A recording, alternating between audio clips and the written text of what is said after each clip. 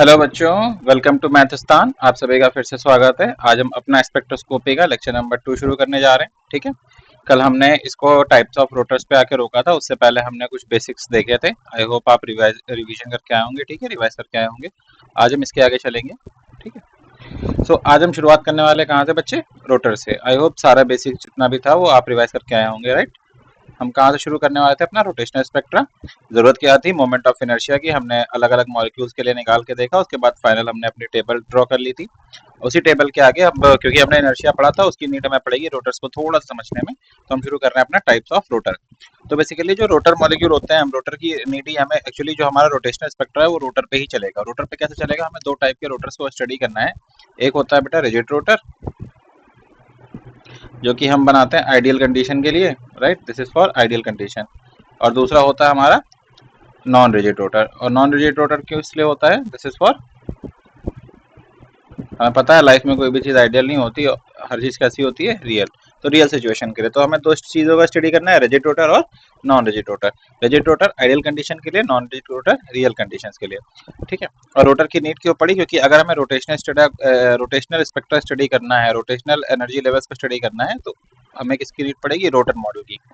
तो rotational energy level की study करने के लिए, एनर्जी लेवल्स या रोटेशनल स्पेक्ट्रा की स्टडी करने के लिए हमें रोटर्स की जरूरत पड़ती है। ठीक है, तो रोटर्स में कुछ मॉडल होते हैं, उनमें से कुछ मॉडल्स को हमें देखना है।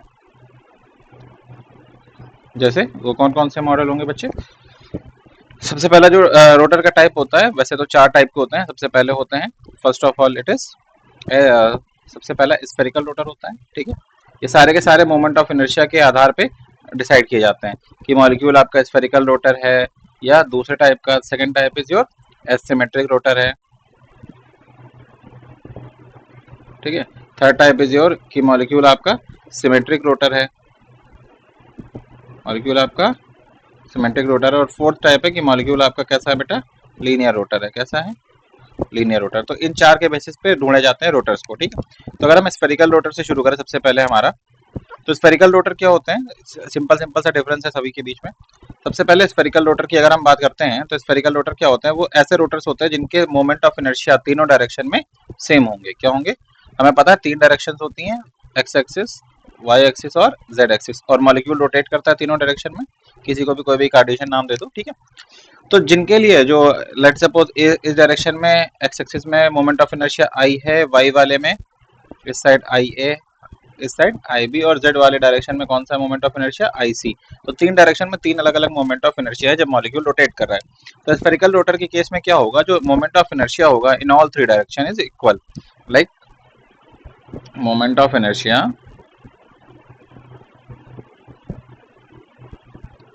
इन ऑल थ्री डायरेक्शन, तीनों डायरेक्शन में मोमेंट ऑफ इनर्शिया कैसा रहेगा बेटा? इक्वल रहेगा। ठीक है, इज इक्वल। इसका मतलब क्या है? अगर हमारा स्फेरिकल रोटर होगा उसके केस में जो चीजें चल रही होंगी कुछ ऐसी की, जो moment of inertia x direction में, जो मोमेंट ऑफ इनर्शिया वाई में, जो मोमेंट ऑफ इनर्शिया जेड में, वो तीनों के तीनों क्या होंगे? इक्वल। अगर ये ऐसा होता है कि मोमेंट ऑफ इनर्शिया तीनों डायरेक्शन में इक्वल होते हैं, तो मॉलिक्यूल हमारा स्फेरिकल रोटर कहलाता है। अब स्फेरिकल रोटर में कौन कौन से मॉलिक्यूल आते हैं? इनमें हर वो मॉलिक्यूल आते हैं जिनके पॉइंट ग्रुप क्या होते हैं। ध्यान रखेंगे, मॉलिक्यूल को हम पॉइंट ग्रुप से समझेंगे। पॉइंट ग्रुप हम पढ़ेंगे ग्रुप थ्योरी में, जब हम क्वांटम अपना कर चुके होंगे। ठीक है, तो पॉइंट ग्रुप जनरली कौन कौन से होते हैं इनके केस में?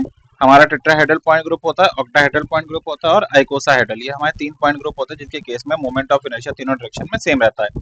टेट्राहेड्रल के एग्जांपल हमने देखे थे, जैसे CH4 हो गया, SiH4 हो गया, CF4 हो गया, ये ऐसे मॉलिक्यूल।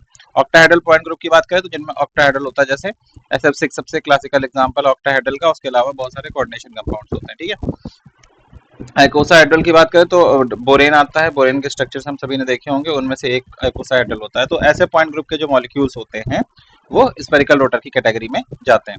सेकंड जो होता है हमारा होता है, इनके लिए जब हमें स्टडी करना होता है रोटेशनल स्पेक्ट्रा, तो हम स्फेरिकल रोटर वाला मॉडल यूज करते हैं। सेकंड जो होता है बेटा, दैट इज योर एसिमेट्रिक। नाम ही समझा रहा है कि एसिमेट्री मेंटेन है। एसिमेट्री का मतलब है एसिमेट्रिक रोटर, यानी कि जो हमारा मॉलिक्यूल है, ठीक है, उसमें किसी भी मोमेंट ऑफ इनर्शिया इक्वल नहीं होंगी। हर तीनों डायरेक्शन में क्या होंगी? डिफरेंट डिफरेंट होंगी। यानी moment of inertia along all the three directions are different. Moment of inertia along all the three directions are different. तो मोमेंट ऑफ इनर्शिया क्या है बेटा, डिफरेंट डिफरेंट है। डिफरेंट डिफरेंट होने का मतलब जो आपका आई ए है, ठीक है, that will not be equal to I B, और जो आपका I B that will not be equal to I C. ये ऐसे मॉलिक्यूल्स में पाया जाता है जिनमें सिमेट्री बहुत कम पाई जाती है। सबसे हाईएस्ट सिमेट्री की जो एक्सिस होती है वो C2 होती है, ठीक है। C2 के ऊपर उनकी सिमेट्री की एक्सिस नहीं होती। एग्जाम्पल, इनका जो सबसे इंपॉर्टेंट पॉइंट ग्रुप होता है दैट इज कौन सा point group, C2 point group से जो बिलोंग करते हैं, ठीक है। तो इनमें कौन कौन से मॉलिक्यूल आते हैं, जैसे आपका H2O2 आ गया, ठीक है, या SO2 आ गया, या मान लीजिए आपका H2O आ गया, ठीक है। C2 वाले, C2 का मतलब C2H भी हो सकता है, राइट, C2V भी हो सकता है, वगैरह वगैरह। C2 वाले H2O हो गया, या आपके एलिन्स हो गए। ये किस में बिलोंग करता है बेटा, एसिमेट्रिक रोटर में, ठीक है। जो थर्ड वन है हमारा, after asymmetric rotor we have symmetric rotor. अब सिमेट्रिक रोटर का ये मतलब नहीं कि तीनों डायरेक्शन में सेम होगा। तीनों डायरेक्शन में सेम होगा तो जो सबसे हाईएस्ट सिमेट्री होती है, जो कि स्फेरिकल सिमेट्री होती है, वो हम ऑलरेडी ऊपर लिख चुके हैं, ठीक है। तो सिमेट्रिक रोटर का मतलब ये होता है कि दो डायरेक्शन में सेम होगा और एक में थोड़ा सा क्या हो सकता है, डिफरेंट हो सकता है, ठीक है। It will be same in two direction and different in one direction, okay. यानी कि जो मोमेंट ऑफ इनर्शिया हमारा होगा, इनर्शिया, पहले चीज तो ध्यान रखेंगे, will have non zero values, उसकी वैल्यूज जीरो नहीं होने सकनी चाहिए। Will have non zero values in all the three direction, in all the three direction, पहली कंडीशन। और दूसरी कंडीशन क्या है कि एनी टू, ठीक है, moment of inertia along any two direction will be equal, along any, किन्हीं भी दो डायरेक्शन में क्या रहेगा, इक्वल, विल बी इक्वल। तो लेट सपोज हम मान के चल रहे हैं कि हमारा जो आई ए है और आई बी है वो इक्वल है, बट वो दोनों इसके बराबर नहीं है। आई सी क्या है, डिफरेंट है। ये दोनों एक समान, ये दोनों एक समान। जब ऐसी कंडीशन होती है तो यहाँ से दो केस अपने आप निकल आते हैं। क्या निकल आता है बेटा, कि जो हमारा आई ए है और आई बी, यानी कि दो जो इक्वल है, उन दोनों का मोमेंट ऑफ इनर्शिया जो हमारे थर्ड डायरेक्शन है उससे ज्यादा हुआ। अगर ऐसा केस हो जाता है तो जो हमारा स्ट्रक्चर निकल के आता है, that structure is known as prolate rotor, okay. उसको हम क्या बोलते हैं बेटा, प्रोलेट। लेकिन अगर उल्टा हो जाए कि जो आई ए है और आई बी है उनका स्ट्रक्चर आईसी से, या उनका मोमेंट ऑफ इनर्शिया आईसी से क्या हो जाए बेटा, छोटा हो जाए, ऐसे वालों को हम क्या बोलते हैं, ऑब्लेट। क्या बोलते हैं, oblate. So this is the difference between prolate and oblate. Prolate में वो लोग आते हैं जिनका point group C N V होता है, ठीक है। प्रोलेट में कौन से लोग आएंगे, मॉलिक्यूल विथ पॉइंट ग्रुप, कौन सा पॉइंट ग्रुप होगा, सी एन वी, ठीक है। ध्यान रखिएगा, नॉट सी टू वी।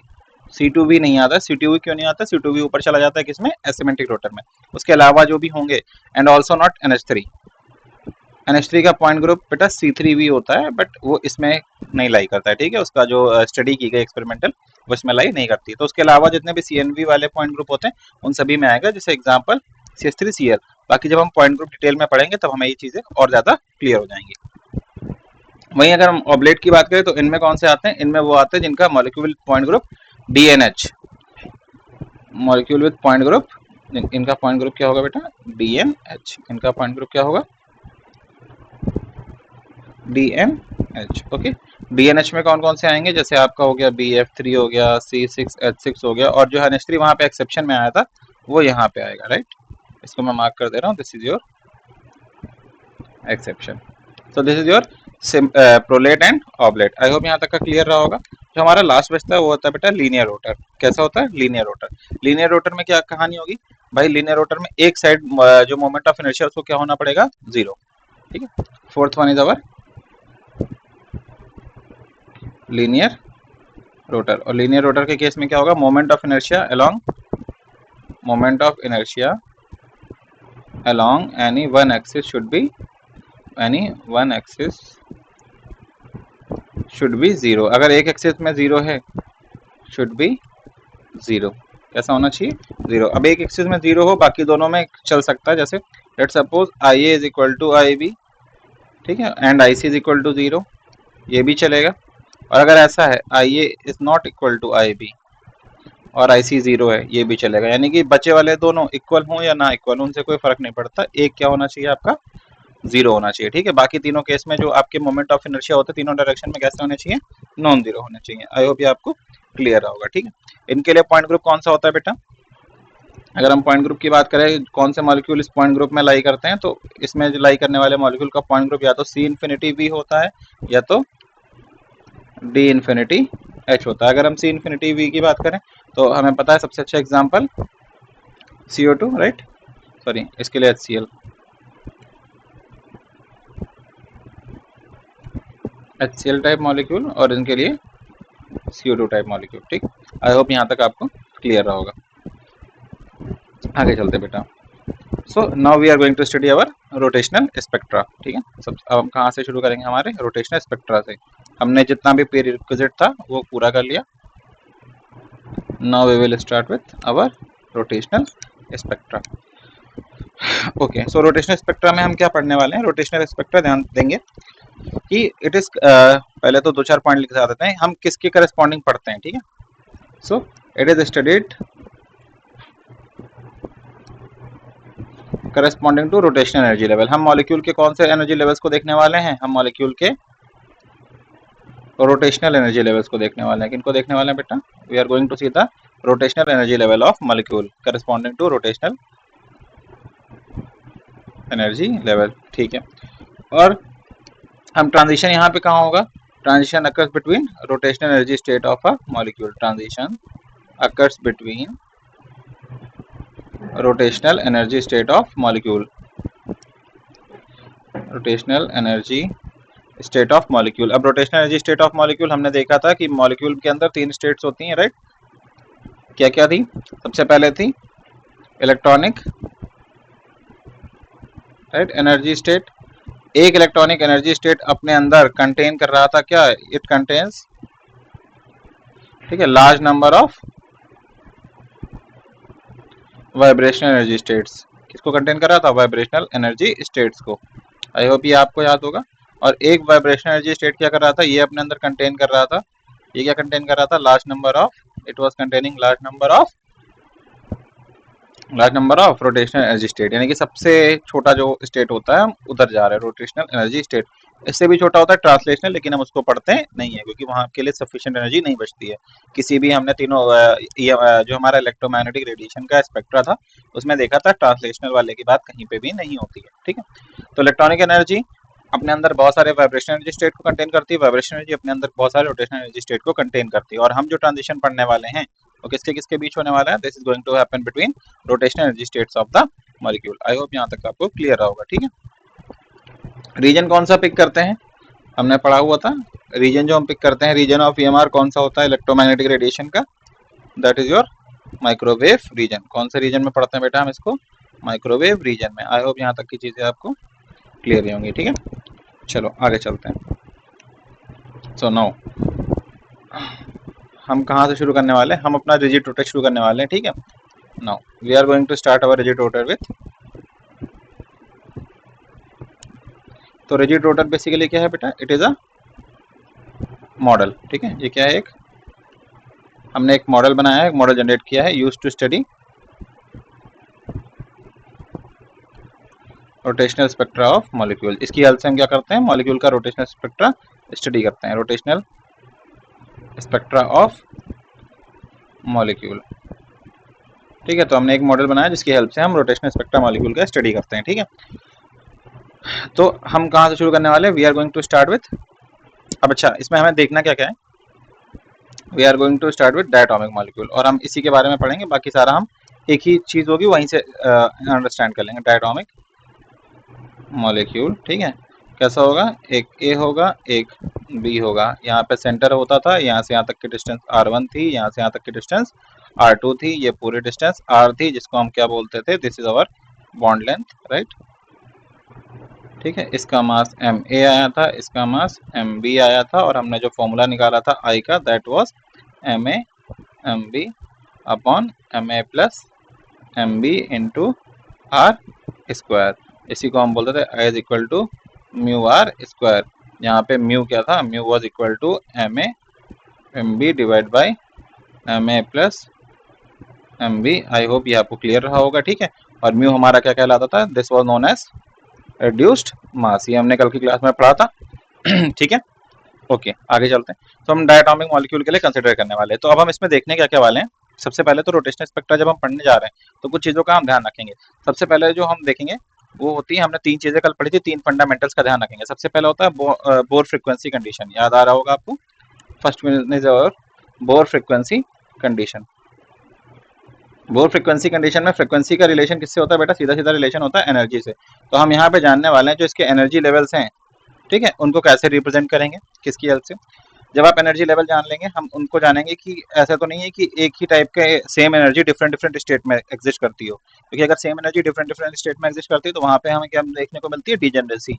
तो एक तो एनर्जी लेवल्स के बारे में जानेंगे, दूसरा हम किसके बारे में जानने वाले हैं, दूसरा हम डीजेनरेसी के बारे में जानने वाले हैं। उसके बाद अब जो एनर्जी लेवल्स है उनके बीच की स्पेसिंग क्या है, दैट इज जो तीसरी चीज हम जानने वाले हैं, that is spacing between energy levels. ये थीम्स मैं पहले आपको बता दूं ताकि जब हम इन चीजों को पढ़ेंगे ना तो हमारे लिए चीजें आसान हो कि इन एनर्जी लेवल्स के बीच थीम कैसी रहने वाली है। This is first point, right, जिसको हम जानने वाले हैं। This is second point, this is third point. और क्या हम जानने वाले हैं, चौथा spacing between different energy levels, ठीक है, उसमें भी स्पेसिंग इन प्रेजेंट ऑफ, ठीक है, spacing between energy levels in electric field and magnetic field.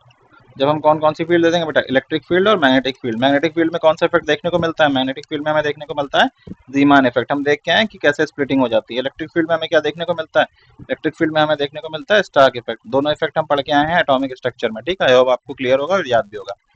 चौथा, ठीक है, जो हमें रोटेशनल लाइंस मिलेंगी हम उनके बारे में पढ़ने वाले हैं, ठीक है, कि कैसे हमें रोटेशनल लाइंस मिलती हैं, डिफरेंट रोटेशनल लाइंस के बारे में हम जानने वाले हैं। रोटेशनल लाइंस क्या होती है बेटा, rotational lines is nothing but the absorption and emission spectrum. Rotational lines ये क्या होंगी, basically absorption and emission spectra जो होगा, एब्जॉर्प्शन एंड एमिशन स्पेक्ट्रा, इनके बारे में हम जानने वाले हैं, ठीक है, जैसे ये लाइंस होती हैं जो हम पढ़ते थे, ठीक है, वगैरह वगैरह, ओके। उसके बाद हम क्या जानने वाले हैं, स्पेसिंग बिटवीन डिफरेंट लाइंस। दो लाइंस जो होंगे उनके बीच की स्पेसिंग कैसी है। अभी हमने ऊपर एनर्जी लेवल्स के बीच की बात की थी, अब हम लाइंस के बीच की, यानी कि spacing between energy lines, okay, आई होप ये आपको क्लियर रहा होगा। इसके बाद हम क्या जानने वाले हैं कि ट्रांजिशन के लिए जो एनर्जी रिक्वायरमेंट होती है ना, डेल्टा ई फॉर ट्रांजिशंस, वो कितनी रिक्वायरमेंट होगी। तो हम इनके बारे में जानने वाले हैं। तो ये तो सबसे पहले हम बोर फ्रीक्वेंसी कंडीशन के अंदर इतनी सारी चीजें पढ़ने वाले हैं, ठीक है। जब हम बोर फ्रीक्वेंसी कंडीशन के अंदर इन चीजों को स्टडी कर चुके होंगे तो देन हमारा अगली चीज क्या आती है हमारे पास, that was our selection rule, okay. फिर हम किसको देखेंगे, हमारे सिलेक्शन रूल को। सिलेक्शन रूल में हमें क्या देखना है, दो सिलेक्शन रूल देखना है, हमने बोला था। एक तो हमें देखना है थ्योरेटिकल, इसको हम बोलते हैं ग्रॉस ओवर सिलेक्शन रूल, है ना, थ्योरेटिकल या ग्रॉस ओवर सिलेक्शन रूल। और दूसरा हमें क्या देखना है बेटा इसके अंदर, second we will love to see specific selection rule, right. I hope ये सारी चीजें कल से याद होंगी आपको कि हमने क्या क्या पढ़ना होता है। और फाइनली हम क्या देखने वाले हैं इसमें, पॉपुलेशन रेशियो, और लास्ट में हम एक इफेक्ट पढ़ के जाएंगे, दैट इज आइसोटोप एक्सचेंज, ठीक है। तो हम इतनी चीज़ों को देखने वाले हैं। आई होप ये सिनेरियो आपको क्लियर होगा कि हम क्या क्या इसके अंदर पढ़ने वाले हैं। ये पढ़ते ही आपका रिजिड रोटर आपका कंप्लीट हो जाएगा, जो आपके क्वेश्चंस बनते हैं वो भी यहीं से बनते हैं, ठीक है। तो सबसे पहले किसी भी जब हम स्पेक्ट्रा को पढ़ेंगे, हमने कल भी बोला था तीन फंडामेंटल चीज़ों का ध्यान रखेंगे। वो तीन फंडामेंटल चीज़ें क्या क्या थी बेटा, पहली थी हमारी बोर फ्रिक्वेंसी कंडीशन, दूसरी थी हमारी सिलेक्शन रूल, और तीसरा था हमारा पॉपुलेशन रेशियो, ठीक है। तो हम सबसे पहले अब रिजिड रोटर पढ़ने जा रहे हैं। डायटोमिक मॉलिक्यूल का हमने मॉडल उठाया है और हम पढ़ने जा रहे हैं बोर फ्रिक्वेंसी कंडीशन को। ये सारा हम पढ़ने जा रहे हैं किसमें, रोटेशनल स्पेक्ट्रा में, जिसको हम पढ़ते हैं कौन से रीजन में, माइक्रोवेव रीजन में, ठीक है। तो सबसे पहले बोर फ्रिक्वेंसी कंडीशन इसके लिए क्या होती है, ठीक है। तो जब अभी हम क्वांटम मैकेनिक्स पढ़ेंगे तो दोबारा से 2 मिनट के लिए आएगा जहाँ पे हम डेरिवेशन करते हैं कि इसकी एनर्जी कैसे निकल के आती है। सो बोर फ्रिक्वेंसी कंडीशन, यहाँ पे हम उस डेरिवेशन के चक्कर में नहीं पढ़ेंगे, हम सीधा अपने क्वेश्चन के लिए जाएंगे जहाँ से हमारा क्वेश्चन हो जाएगा, ठीक है। तो बोर फ्रिक्वेंसी कंडीशन इस मॉलिक्यूल के लिए कैसे निकालेंगे, ठीक है, कि एनर्जी क्या चाहिए होगी। तो जो एनर्जी का फॉर्मूला निकल के आता है, मैं डायरेक्ट लिख दे रहा हूँ, एनर्जी का जो यहाँ से फॉर्मूला निकल के आता है that is equal to B J plus 1 निकल के आता है, ठीक है। अब यहाँ पे बहुत सारे टर्म्स आ गए अचानक से और आप सोच रहे होगे राइट ये एक एक टर्म्स क्या है। तो जैसे एनर्जी मैं थोड़ा सा आपको कंपेयर करा दूं, जब हमने एटॉमिक स्ट्रक्चर पढ़ा था, ठीक है,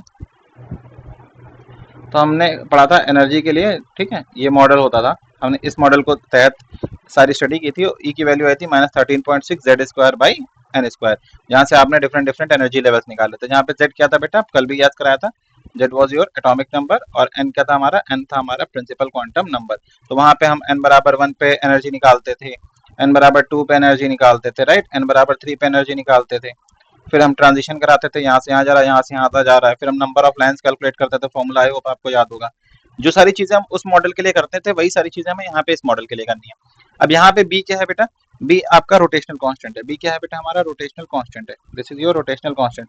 इसकी वैल्यू होती है कुछ, ठीक है, इसकी वैल्यू कितनी होती है, बी की वैल्यू होती है B is equal to B की वैल्यू होती है B is equal to h² divide by 8 pi square I. अब ये देखिए आई, इस आई की बहुत वैल्यू, आई की बहुत वैल्यू क्यों, क्योंकि अभी हम डायटोमिक मॉलिक्यूल पढ़ रहे हैं। डायटोमिक मॉलिक्यूल के लिए हमें पता आई इज इक्वल टू क्या होता है बेटा, म्यू आर स्क्वायर, और म्यू की वैल्यू क्या होती है m1 m2 divide by m1 plus m2, ठीक है। तो इस आई का सिग्निफिकेंस बहुत ज्यादा है, क्योंकि ये जो वैल्यू आई की है वो डायरेक्टली हम यहाँ पे पुट कर सकते हैं जब, और ये हम कहाँ पढ़ेंगे, अभी जब हम मॉलिक्यूल को एक्सचेंज करेंगे तो म्यू चेंज हो जाएगा, क्योंकि मास चेंज हो जाएगा, ठीक है, आइसोटोप इफेक्ट में हम इसको देखने वाले हैं। फिलहाल केवल ध्यान रखिए B is equal to h²/8 pi I. I क्या है, आई आपका मोमेंट ऑफ इनर्शिया है, जो हम पढ़ के आए हैं, this is your moment of inertia. और क्योंकि हम कौन सा मॉलिक्यूल मॉडल कंसिडर कर रहे हैं, हम मॉडल कंसिडर करके चल रहे हैं कौन सा वाला, डायटोमिक। उसके अलावा अगर कोई आएगा, लेट सपोज टेट्राहेड्रल आ जाता है, तो हमको पता है उसके लिए क्या करना है, आई की वैल्यू हमें पता थी 8/3 एम बी इंटू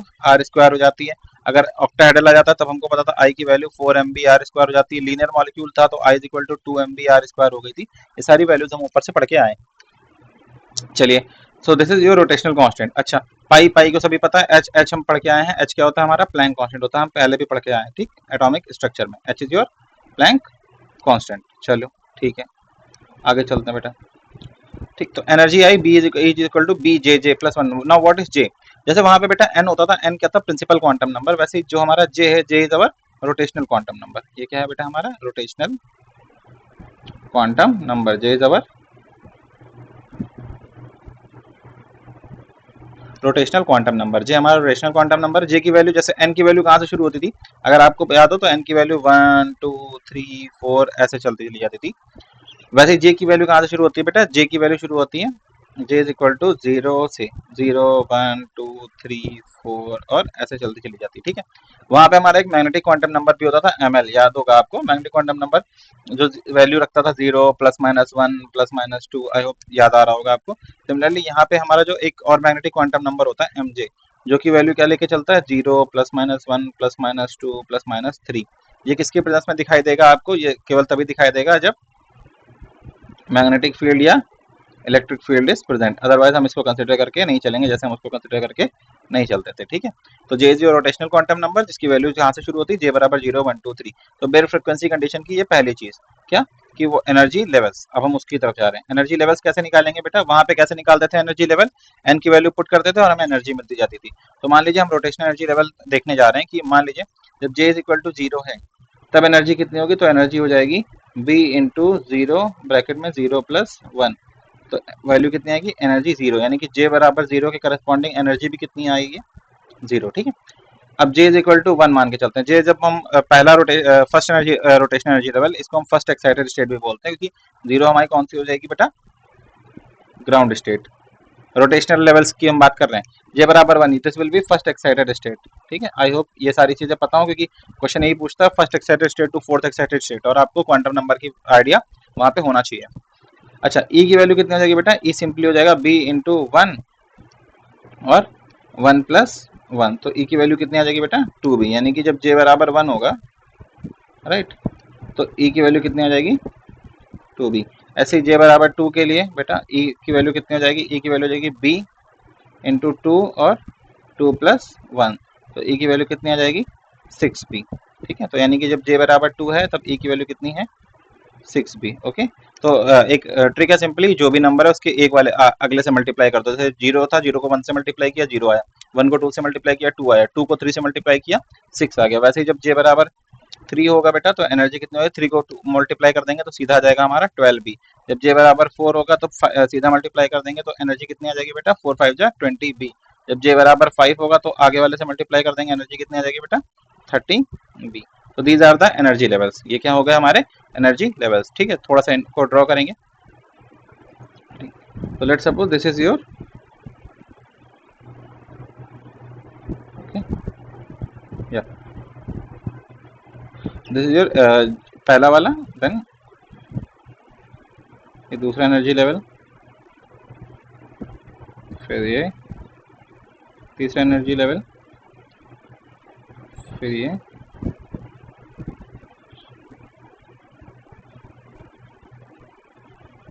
चौथा एनर्जी लेवल, और ये मैं 5 भी बना रहा हूँ, ठीक है। Okay, so I have drawn 5 energy levels, right, ठीक है। तो दिस इज इक्वल टू, यहाँ पे j इज इक्वल टू 0 है और एनर्जी भी कितनी है बेटा 0। यहाँ पे j इज इक्वल टू कितना है बेटा, यहाँ पे j इज इक्वल टू 1 है और एनर्जी भी कितनी रहेगी, अभी हमने पढ़ा ना, मल्टीप्लाई करते simple 2b, j is equal to 2 है, एनर्जी कितनी हो जाएगी 2 3 जा 6b, j is equal to 3 है, एनर्जी कितनी हो जाएगी 3 4 जा 12b, j is equal to 4 है, एनर्जी कितनी हो जाएगी बेटा 4 5 जा 20b। तो एक चीज आप देख पा रहे होंगे, ठीक है, जैसे जैसे स्पेसिंग बढ़ रही है तो एनर्जी के लेवल्स क्या हो रहे हैं बेटा, इनके लेवल्स के बीच में गैप क्या हो रहा है, बढ़ रहा है। पहला लेवल 0 पे है, देन 2b पे, देन थोड़ा सा बढ़ गया 6b पे, देन और बढ़ गया 12b पे, देन 20b पे। तो अगर हम ध्यान से देखें, अगर हम ड्रॉ करते हैं,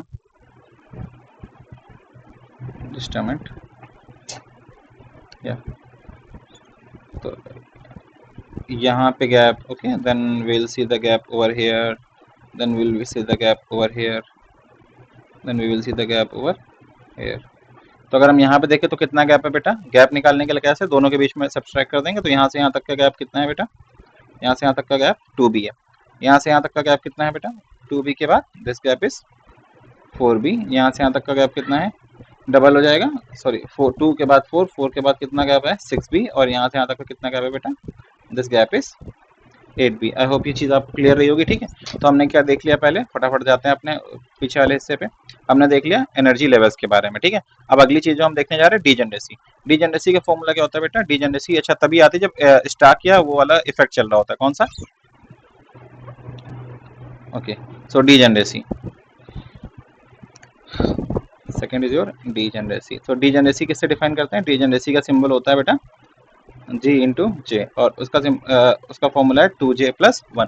2j+1 का मतलब है, यहाँ पे भी अगेन जे क्या है हमारा, रोटेशनल क्वांटम नंबर है। जे हमारा क्या बेटा, रोटेशनल क्वांटम नंबर है। तो अगर जीजे कब देखने को मिलेगा, जब व्हेन स्प्लिटिंग ऑकर्स, और स्प्लिटिंग कब देखने को मिलती है, व्हेन स्प्लिटिंग अकर्स। स्प्लिटिंग कब देखने को मिलेगी, in the presence of magnetic field या इलेक्ट्रिक फील्ड, ठीक है। और वो किससे गवर्न होगी, वो गवर्न होगी M J is equal to 0 +-1 +-2 +-3 से, ठीक है। हम ये भी देख लेते हैं फटाफट ताकि आगे जो पढ़े तो क्लियर हो। जैसे जे बराबर जब 1 आएगा, जे बराबर 0 आएगा, तो डीजेनरेसी कितनी हो जाएगी बेटा, दैट विल बी 2 × 0 + 1, यानी कि ऐसी एक ही स्टेट होगी जे बराबर 0 के केस में। तो this is J is equal to 0, ऐसी लाइन सिंपली दिखेगी, this is J is equal to 0। लेकिन अगर let's suppose, okay, this is one part, अगर हमारा जे इज इक्वल टू 1 हो जाए, तब जीजे कितना हो जाएगा बेटा, तब डीजेनरेसी कितनी हो जाएगी 2 × 1 + 1, दैट इज कितना आ जाएगा बेटा 2 + 1, दैट विल गिव यू 3। यानी कि जे बराबर 1 वाली जो लाइन है, जहाँ पे एनर्जी कितनी आ रही थी 2b आ रही थी, वो ऐसे जा रही थी और उसके बाद वो 3 हिस्सों में ब्रेक हो जाएगी। कौन कौन से 3 हिस्से, एमजे की वैल्यू 3 वैल्यू आएंगी, 0 और +-1, यानी कि ऐसे 3 हिस्से में ब्रेक हो जाएगी, ठीक है।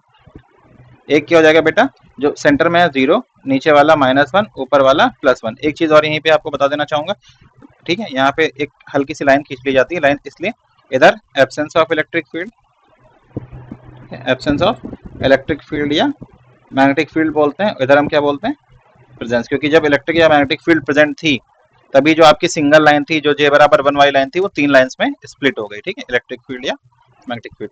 जब इलेक्ट्रिक या मैग्नेटिक फील्ड हुई तभी ये जो आपकी सिंगल लाइन थी बेटा, वो क्या हुई, वो 3 लाइंस में क्या हो गई, ब्रेक हो गई, ओके, स्प्लिट हो गई। That is known as Stark effect या जी मैन इफेक्ट। अच्छा, लेट सपोज जे बराबर कितना हो जाता है बेटा, जे इज इक्वल टू कितना हो जाता है 2। अगर जे बराबर 2 हो जाएगा तो डीजेनरेसी कितनी हो जाएगी, 2 × 2 + 1, दैट इज 4 + 1, और वो कितना हो जाएगा 5। 5 का मतलब mj की वैल्यूज क्या क्या आएंगी, mj की वैल्यूज आएंगी 0 +-1 और +-2।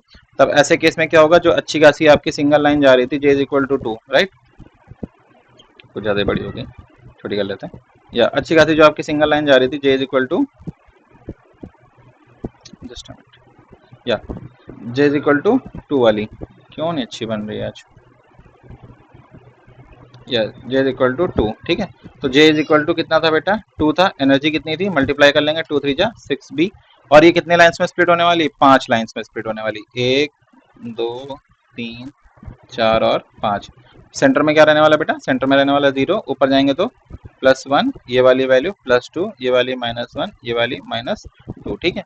इसको फिर से डिवाइड कर देंगे, इस साइड क्या है, दिस इज, ये लाइन तब देखने को मिलती है जब आपकी इलेक्ट्रिक या मैग्नेटिक फील्ड नहीं होती, इलेक्ट्रिक फील्ड या मैग्नेटिक फील्ड, ये कब देखने को मिलती है, प्रेजेंस ऑफ स्प्लिटिंग तभी होगी जब इलेक्ट्रिक फील्ड या मैग्नेटिक फील्ड देखने को मिलेंगी। और डिजेनरेसी कितनी है बेटा, 5 है, यानी कि सेम एनर्जी लेवल इन सब की एनर्जी, इसकी भी एनर्जी कितनी है 6b, 5 एनर्जी लेवल ऐसे हैं जिन सब की एनर्जी कितनी है बेटा 6b, इसकी एनर्जी भी कितनी है 6b, इसकी एनर्जी भी कितनी है 6b, इसकी एनर्जी भी कितनी है बेटा 6b, और इसकी एनर्जी भी कितनी है 6b। ये 6b वाली लाइन ही बहुत सारी लाइंस में स्प्लिट हो गई, ठीक है, कितने लाइंस पे स्प्लिट हुई वो हमें डिजेनरेसी बताएगी। आई होप ये आपको अब तक यहाँ तक क्लियर रहा होगा, ठीक है।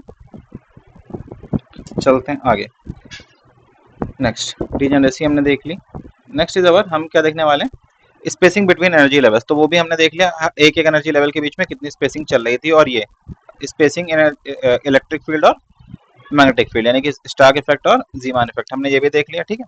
अब different rotational line, absorption emission spectra की, वो भी देख लेते हैं, बट वो देखने से पहले हमें एक चीज देखनी पड़ेगी, that is known as selection rule, ठीक है, उसके बिना हम उन लाइंस को ऑब्जर्व नहीं कर सकते।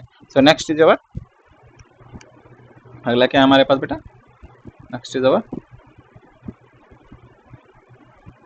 सिलेक्शन रूल, ठीक है। सो सिलेक्शन रूल में क्या होगा, सिलेक्शन रूल दो होते हैं, सबसे पहला हम किसकी बात करने वाले हैं, थ्योरेटिकल सिलेक्शन रूल की, किसकी बात करने वाले हैं, थ्योरेटिकल सिलेक्शन रूल। तो अगर हम थ्योरेटिकल सिलेक्शन रूल की बात करते हैं बेटा, तो थ्योरेटिकल सिलेक्शन रूल कहता है कि, या जिसे हम ग्रॉस ओवर सिलेक्शन रूल भी कहते हैं, ठीक है, या ग्रॉस ओवर सिलेक्शन रूल। तो ग्रॉस ओवर सिलेक्शन रूल क्या कहता है कि अगर मॉलिक्यूल को रोटेशनली एक्टिव होना है, यानी कि मॉलिक्यूल को रोटेशनल स्पेक्ट्रा शो करना है, in order to show rotational spectra, और या become rotationally active, in order to show rotational spectra या become rotationally active, a molecule must have permanent dipole moment, a molecule must have, क्या होना चाहिए बेटा उसके पास, permanent dipole moment. I hope आप सभी को डाइपोल मोमेंट के बारे में पता होगा, ठीक है, बेसिक सा। अगर नहीं पता है तो हम केमिकल बॉन्डिंग में इसको ज़्यादा डिटेल में देखेंगे, क्योंकि यहाँ पे अगर एक एक चीज़ को एक्सप्लेन करने लग गए तो फिर आफत आ जाएगी, क्योंकि हमें 2 बार पढ़नी पड़ेंगी, और जिस चैप्टर का वहीं पे देखें तो ज़्यादा बेटर होगा। So molecule must have permanent dipole moment, this is very important. Permanent dipole moment, dipole moment क्या होता है, जब मॉलिक्यूल के दो मॉलिक्यूल ऐसे होते हैं जिनके बीच में इलेक्ट्रोनेगेटिविटी का डिफरेंस होता है, तो जो इलेक्ट्रॉन्स है वो एक एटम होता है उसकी तरफ शिफ्ट हो जाते हैं, जो कि ज़्यादा इलेक्ट्रोनेगेटिव होता है, ठीक है, दिस इज रियल केस।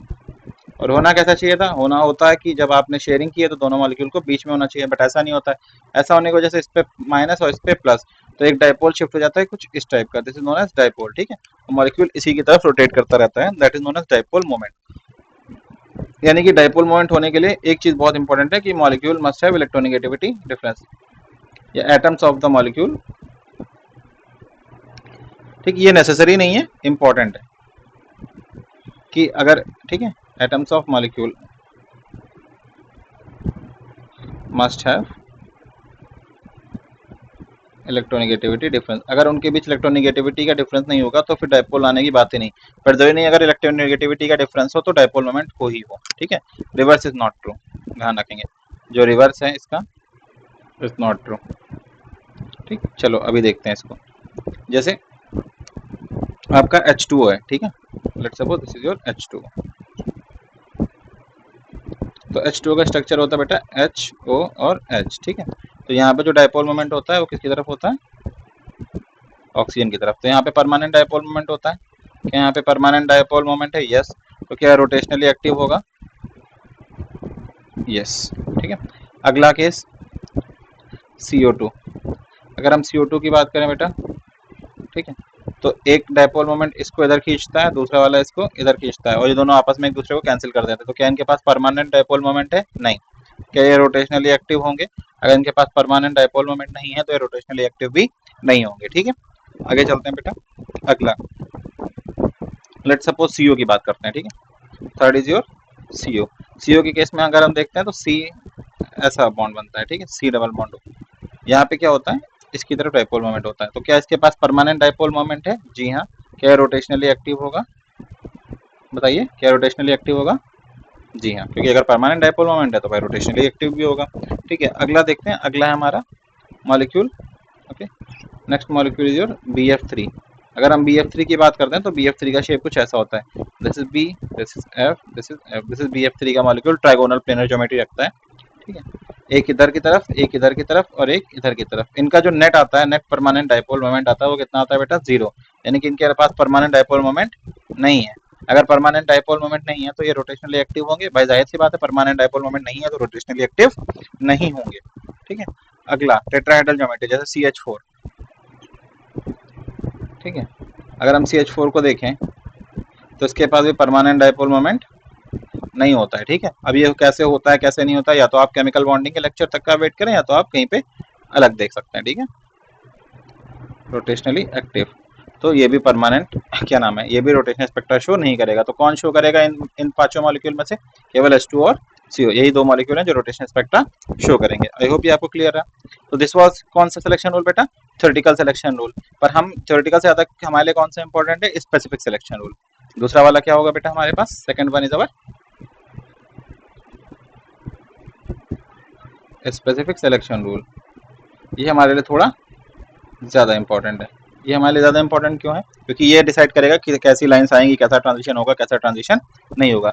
तो स्पेसिफिक सिलेक्शन रूल क्या कहता है? स्पेसिफिक सिलेक्शन रूल कहता है कि only those transition will occur in which only those transition will occur in which, कौन से ट्रांजिशन होंगे? जिनके लिए जो डेल्टा जे है that is equal two plus minus one. कितना होना चाहिए? Plus minus one. Plus minus one होने का मतलब अगर जे बराबर वन से जे बराबर टू में ट्रांजिशन हो रहा है तो दिस इज अलाउड। बट अगर, क्योंकि क्यों अलाउड है? क्योंकि delta J plus minus one ही रहेगा। बट अगर जे बराबर वन से जे बराबर थ्री में ट्रांजिशन हो रहा है that is not allowed. Simply J बराबर वन से जे बराबर जीरो में ट्रांजिशन हो रहा है तो दिस इज अलाउड। बट जे बराबर टू से जे बराबर जीरो में ट्रांजिशन हो रहा है that will be not allowed, ठीक है। यानी कहने का मतलब ये, अगर मैं तीन लाइनें बना लेता हूँ, right. So this is j is equal to 0, this is j is equal to 1, this is j is equal to 2, okay. और यहाँ पे एनर्जी हमने पढ़ाई था, यहाँ पे 0 भी, राइट। यहाँ पे कितनी, जल्दी से बोलिए, 1 इंटू टू 2 भी, यहाँ पे 2 इंटू 3 दैट इज 6 भी, राइट। तो अगर मैं बोलूँ क्या ये पहला वाला ट्रांजिशन अलाउड है बेटा? अगर मैं बोलूँ पहला वाला ट्रांजिशन j बराबर 0 से 1, तो यहाँ पे delta j is equal to 1 आ रहा है, राइट। तो ये अलाउड है। अगर मैं बोलूँ j बराबर 1 से 2, तो यहाँ पे भी delta j is equal to कितना आ रहा है बेटा? 1 आ रहा है, तो ये अलाउड है। बट अगर मैं बोलूँ j इज इक्वल टू 0 से 2, तो यहाँ पे डेल्टा j बेटा कितना आ जा रहा है? 2, that will not be allowed. Delta j कैसे निकालेंगे? डेल्टा j आपको पता है कैसे निकाला जाता है? j higher minus j lower. Higher से क्या कर देंगे? लोअर वाले को सब्ट्रैक्ट कर देंगे, हमें मिल जाएगा हमारा डेल्टा j। आई होप ये आपको क्लियर रहा होगा, ठीक है। चलते हैं आगे, ठीक है। अगर ये हमें क्लियर है तो अब हम देख सकते हैं कि अच्छा ठीक है, एक और सिलेक्शन रूल होता है, वो भी बता दूं, यहीं लगे हाथ। दूसरा सिलेक्शन रूल क्या होता है कि जो हमारा डेल्टा mj है, क्या बेटा? डेल्टा mj या तो ये 0 होना चाहिए या तो प्लस माइनस 1। यानी कि डेल्टा j जो, ये तो शुरुआत की कंडीशन है कि प्लस माइनस 1 के बीच में ट्रांजिशन होगा। बट अगर स्प्लिटिंग हो गई तब कैसे देखेंगे? जो स्प्लिट पार्ट में ट्रांजिशन हो रहा है तो 0 से प्लस माइनस 1 के बीच में ट्रांजिशन होना चाहिए, अदरवाइज ट्रांजिशन अलाउ नहीं होगा। जैसे मान लीजिए this is our j is equal to 1, ये कौन सी लाइन है बेटा? j इज इक्वल टू 1 वाली, जो कि आपको पता है इलेक्ट्रिक फील्ड की प्रेजेंस में तीन हिस्सों में ब्रेक हो जाएगी। कौन कौन सा हिस्सा हो जाएगा? एक हो जाएगा 0, ऊपर देख के आ रहे हैं, ऊपर चला जाएगा +1, नीचे आ जाएगा -1, राइट। आई होप ये आपको क्लियर है। और दूसरी लाइन है आपकी j इज इक्वल टू 0 वाली। कौन सी लाइन है बेटा? j इज इक्वल टू 0 वाली, जो आपकी स्प्लिट नहीं होगी क्योंकि उसकी डिजेनेसी 1 होती है, ठीक है। तो these are mj values, right. mj is equal to 0, mj is equal to 1। तो अब देखो ध्यान से, ये वाला जो ट्रांजिशन है ये तो इसके अकॉर्डिंग हो रहा है कि delta J is equal to 1, तो ये तो अलाउड है। उसके अलावा यहाँ से यहाँ ट्रांजिशन हो रहा है, तो ये this is equal to delta M J के करस्पॉन्डिंग कितना हो गया बेटा भाई, यहाँ पे तो वैल्यू जीरो रहेगी, जीरो से -1 यानी कि -1। एक ट्रांजिशन ये भी अलाउड हो जाएगा, ये क्या हो जाएगा, डेल्टा एम जे किसके करस्पॉन्डिंग है, जीरो के, और एक ट्रांजिशन ये भी अलाउड हो जाएगा क्योंकि यहाँ पे डेल्टा एम जे कितना हो जाएगा, कितना हो जाएगा बेटा, डेल्टा एम जे हो जाएगा +1। आई होप ये आपको क्लियर रहा होगा। ठीक है, ये तो ईजी था। एक और एग्जाम्पल देख लेते हैं। मान लीजिए एक ट्रांजिशन कहाँ से हो रहा है, जे बराबर 1 से लेके जे इज इक्वल टू 2 में, इनके बीच ट्रांजिशन हो रहा है। तब आपको पता है जे इज इक्वल टू 2 जो है वहाँ पे 5 लाइनें देखने को मिलेंगी। ठीक है, this is equal to J is equal to 2, एक ये मेन लाइन देखने को मिलेगी, मैं रफ कर देता हूँ, बड़ा सा बना देता हूँ ताकि क्लियर रहेगा ना।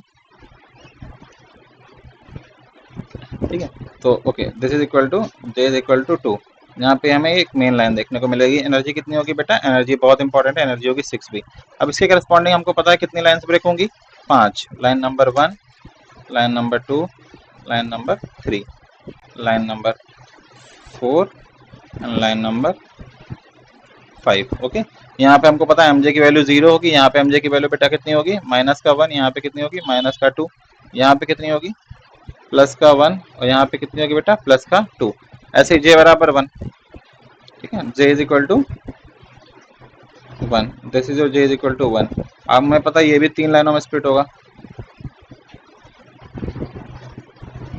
ठीक है, यहाँ पे एमजे की वैल्यूज कितनी होंगी बेटा, यहाँ पे एमजे की वैल्यूज होंगी, एक जगह पे जाएगी 0, एक जगह पे कितनी जाएगी, +1, और एक जगह पे कितनी जाएगी, -1। ठीक है, अब अगर हम ट्रांजिशन की बात करें, अगर हम ट्रांजिशन की बात करते हैं, ठीक है, 1 बाय 1, तो क्या जे इज इक्वल टू -1 से यहाँ तक अलाउड होगा,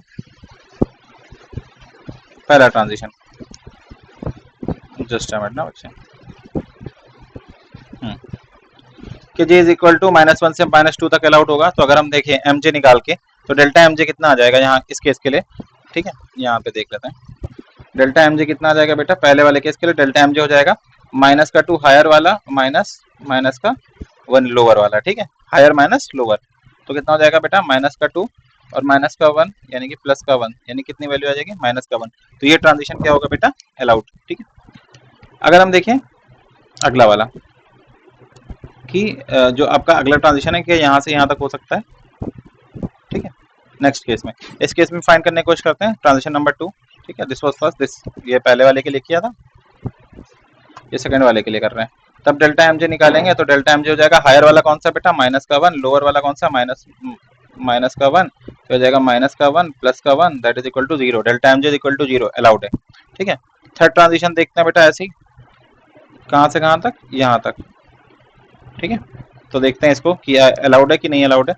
तो थर्ड वाले के लिए हम देख रहे हैं, तो delta M J is equal to कितना हो जाएगा बेटा, -1, सॉरी ऊपर वाला तो 0 है, देन माइनस लोअर वाला कितना है, -1। तो अगर हम इसको सॉल्व करते हैं तो 0 +1 आएगा, दैट इज कितना, 1। Delta M J is equal to +1 तक अलाउड है। अगर हम अगला ट्रांजिशन देखते हैं कि -1 से +1, ये वाला ट्रांजिशन अलाउड है कि नहीं अलाउड है। ठीक है, अगर हम इस ट्रांजिशन को चेक करना चाह रहे हैं ये हमारा अलाउड है कि नहीं अलाउड है, चौथे वाले के लिए चेक कर रहे हैं। तो जब हम फोर्थ को चेक करेंगे, तो हायर कौन सा है बेटा, ऊपर है +1, नीचे है -1, इसको सॉल्व करेंगे तो 1 + 1 हो जाएगा, तो कितना आ जाएगा, 2। डेल्टा एम जे जो अलाउ था वो हमको कितना अलाउ था, 0 या +-1, 2 अलाउ नहीं है, तो ये वाला जो ट्रांजिशन है बेटा, ये वाला ट्रांजिशन अलाउड नहीं होगा। ऐसे लास्ट ट्रांजिशन देख लेते हैं, यहाँ से लेके यहाँ तक, राइट, क्या ये अलाउड है या नहीं अलाउड है। तो अगर हम यहाँ पे चेक करें तो फिफ्थ ट्रांजिशन हमारा चल रहा है, तो डेल्टा एम जे की बात करते हैं तो ये हो जाएगा, हायर वाला +2 है, लोअर, ठीक है, फिर माइनस करना होता है, माइनस करेंगे, नीचे वाला -1 है, अगर हम सॉल्व करेंगे तो हमें पता लगेगा 2 + 1 दैट इज इक्वल टू 3, और 3 वाला भी डेल्टा एम जे कहाँ तक अलाउड होता है, वो केवल 0 और +-1 तक अलाउड होता है, उसके आगे अलाउड नहीं होता। तो ये वाला ट्रांजिशन भी हमारा अलाउड नहीं होगा। ठीक है, तो this is your selection rule.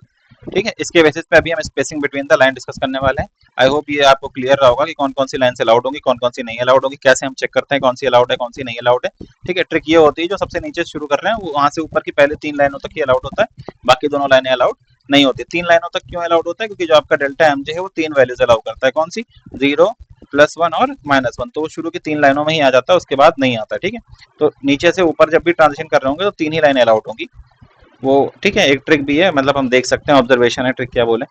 ठीक है, तो आई होप यहाँ तक आप क्लियर होगा आपका। अगर कोई डाउट है तो आप कमेंट सेक्शन में या जो भी है आप वहाँ पे डाल सकते हैं, पूछ सकते हैं, ठीक है। यहाँ तक आप रिवीजन करके आएंगे, आई होप। उसके आगे की चर्चा हम नेक्स्ट क्लास से करेंगे, ठीक है। तब तक ध्यान रखिए अपना, take care, good bye, thank you.